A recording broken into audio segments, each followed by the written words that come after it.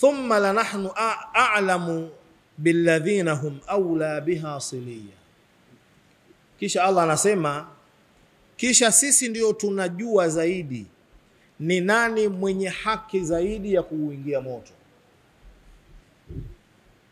Hapa napo jana kuna maneno tuliyasema, naomba niyaunganishe hapa.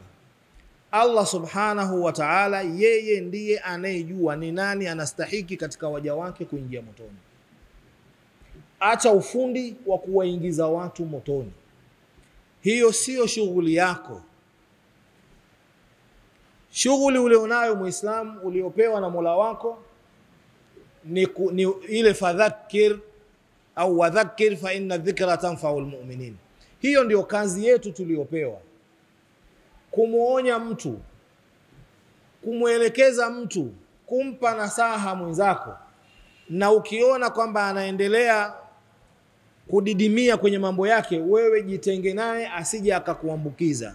Lakini acha tabia ya kusema huyu ni wa motoni, hiyo sio kazi yako. Allah yeye ndiye anejua ni nani anastahiki kuingia motoni. Hata ukimwona mtu ana ukafiri wa namna gani, kama haja kufa kwenye ukafiri wake, acha habari ya kumhukumu kwamba huyu anaenda motoni. Wewe toa nasaha kama unayo nafasi, kama huna muepuke asije akakuambukiza ukafiri wake, lakini jizuia ulimi wako. Wewe huna nafasi hiyo. Mtume sallallahu alayhi wasallam alikuwa anayoyazungumza inakuwa ni wahi. Qur'an imeshuka, tabbat yada abi lahab wa tab. Hii Abu Lahab amehukumiwa na Mola wake. Allah, Mtume sallallahu alayhi wasallam amewasomea watu Qur'an iliyoshuka kwake. Na kama kuna ambaye Mtume kamtaja huyu ni wa motoni, ni wahi umeshuka kwake, sio yeye mwenyewe. Sasa wewe nani anakushushia wahi kufahamisha kwamba huyu atakufa katika ukafiri wake na kwamba atakwenda kuingia motoni?